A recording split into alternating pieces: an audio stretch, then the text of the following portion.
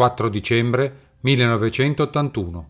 Un deposito di armi è stato scoperto all'interno degli uffici della Direzione Generale dei Servizi di Igiene Pubblica, in Viale Liszt 34.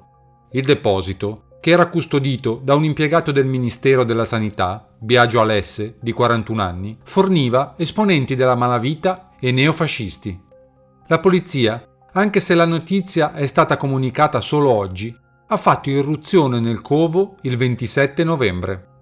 Oltre a Biagio Alesse, incensurato e a quanto risulta non impegnato politicamente, sono stati arrestati Marcello Colafigli, di 28 anni, e Maurizio Abbatino. La scoperta dell'armeria non è stata casuale. Le indagini e l'arresto sono partiti infatti da una serie di incredibili coincidenze. Il nome di Biagio Alesse, infatti, era in qualche modo comparso in alcune inchieste delle più disparate.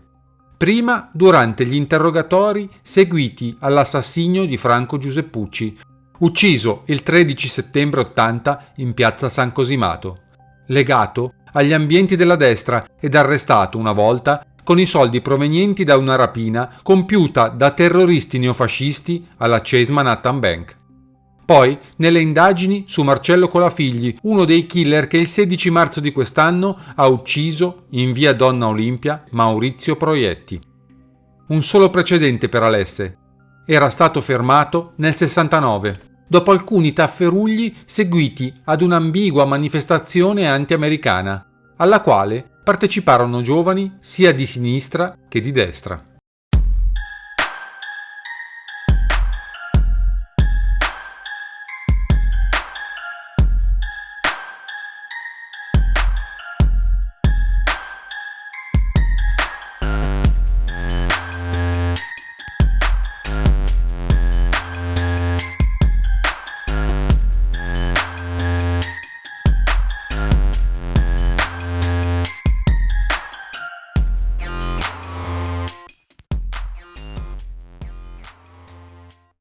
Un deposito di armi e munizioni è stato scoperto dalla polizia a Roma, nell'abitazione di un custode del Ministero della Sanità, in Viale Liszt a Leu. La notizia del ritrovamento dell'arsenale era stata data in pasto ai media come la somma di casuali indagini che avevano portato a Biagio Alesse.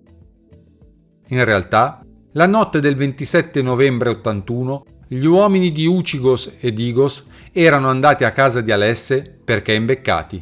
Una soffiata, non si è mai saputo di chi, che porta all'8° piano di Via Liszt 34. E quando entrano, sanno già che da qualche parte ci sono delle armi.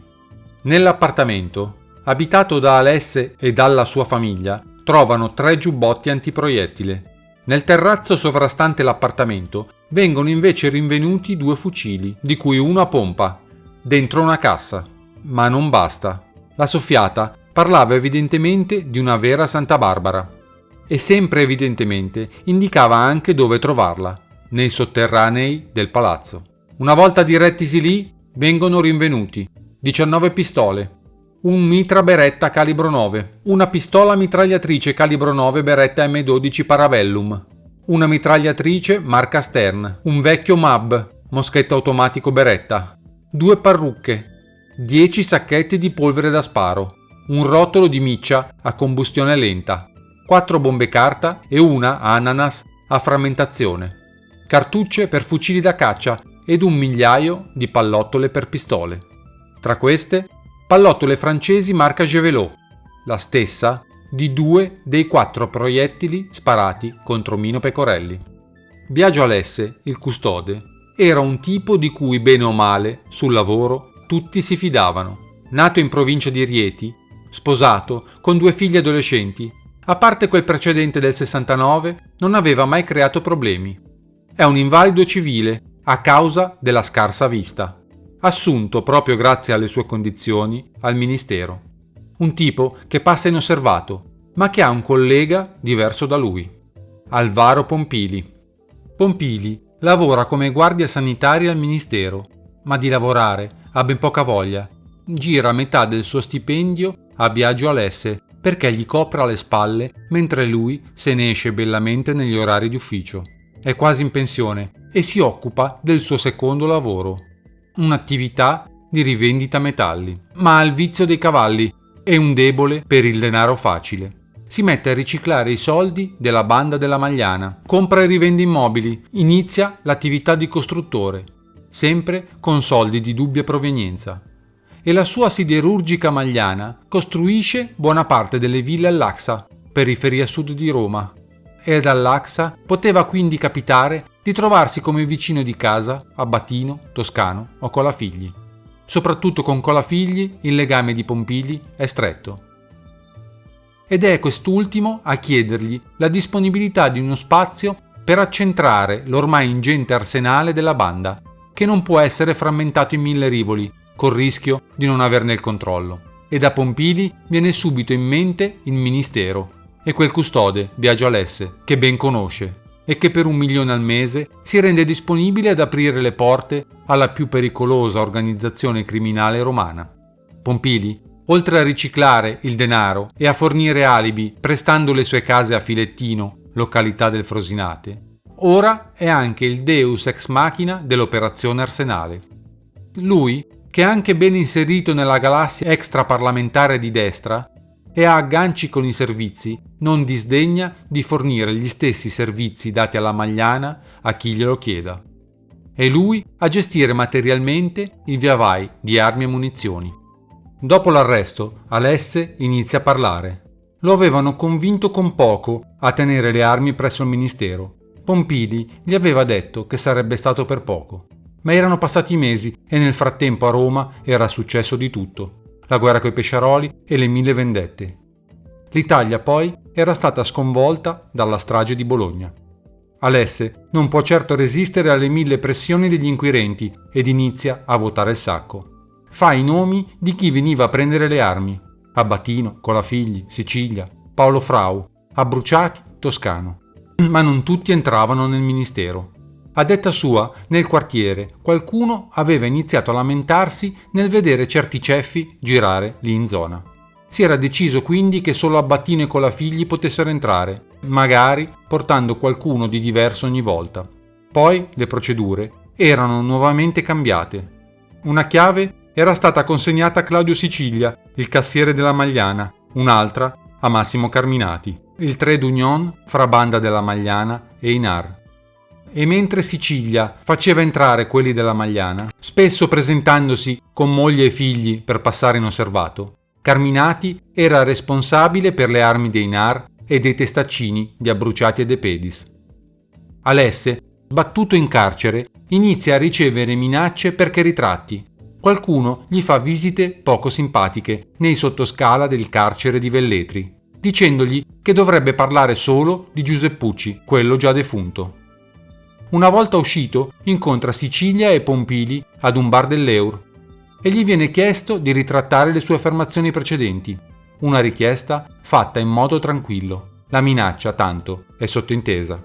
Deve scrivere che l'unico ad andare al ministero era Colafigli. Tanto quello è già dentro per l'omicidio di via Donna Olimpia. Marcellone si vedrà poi come farlo uscire con qualche perizia di Semerari e del suo gruppo. E poi, a Sicilia, alcuni avvocati hanno confidato che il perito tratterà le armi con l'acido, evitando che queste possano essere ricondotte a fatti delittuosi. Alesse scrisse 2 lettere, una al giudice istruttore e l'altra al presidente del consiglio giudicante, ritrattando tutto, ricevendo anche 5 milioni per l'opera. La giostra della corruzione consente bene o male a tutti gli inquisiti di cavarsela a poco prezzo. Bastano forse 15 milioni. 24 maggio 84. 5 anni dopo l'omicidio Pecorelli, il direttore del settimanale OP viene disposta una perizia balistica. Il magistrato vuole sapere se i proiettili calibro 7,65 marca Fiocchi e Gevelot che uccisero il discusso giornalista furono sparati da una di 4 pistole sequestrate dalla polizia. 3, 2 Beretta e una Heller & Koch, in un arsenale comune alla malavita Enar, 17 aprile 1993. È scattata da un giorno l'operazione Colosseo contro la banda della Magliana. Massimo Carminati, di 34 anni, collegato a Nare e banda della Magliana, viene accusato di depistaggio delle indagini sulla strage di Bologna del 2 agosto 80. avrebbe fornito al Super Sismi, il Sismi deviato di Francesco Pazienza, le armi usate per sviare i primi accertamenti dei magistrati sull'eccidio alla stazione. Viene indagato anche come presunto killer del direttore di OP, Mino Pecorelli, insieme a Valerio Fioravanti. A suo carico, secondo il PM Giovanni Salvi, ci sono forti indizi, soprattutto dichiarazioni della destra eversiva e del fratello di Fioravanti, Cristiano. Ma non è possibile trovare elementi di riscontro tali da giustificare il rinvio a giudizio. La perizia sui bossoli dei proiettili che hanno ucciso Pecorelli dimostra che erano di marca Javelot, assai rara in Italia, la stessa delle munizioni sequestrate alla sanità. È stato accertato che i marchi delle munizioni erano stati impressi dallo stesso punzone. Quindi, secondo il giudice istruttore Francesco Monasteri, le munizioni che furono utilizzate per uccidere Pecorelli provengono da quel ristretto lotto di cartucce a cui appartengono anche i proiettili sequestrati al Ministero della Sanità. Carminati e Giusva Fioravanti vengono prosciolti in istruttoria alla fine del 91. Lo stesso accade a Licio Gelli, dato per mandante dell'omicidio Pecorelli. Poi inizia a parlare Buscetta, che indica in Badalamenti e Bontate i mandanti dell'omicidio Pecorelli, che avrebbe avuto per esecutori materiali Carminati e la Barbera. Il 22 marzo 94 viene arrestato Alvaro Pompili a Cerveteri dalla Criminal Pol e, pur non avendo mai sparato un colpo di pistola, viene considerato alla stregua di un boss. È latitante quando viene arrestato a 56 anni. Era stato arrestato nell'81, ma in galera c'era stato poco. Ci sono voluti la cattura e la resa di Abatino per consentire agli uomini della legge di raccogliere prove abbastanza robuste su di lui. Viene accusato di associazione a delinquere di stampo mafioso, traffico di droga ed omicidio.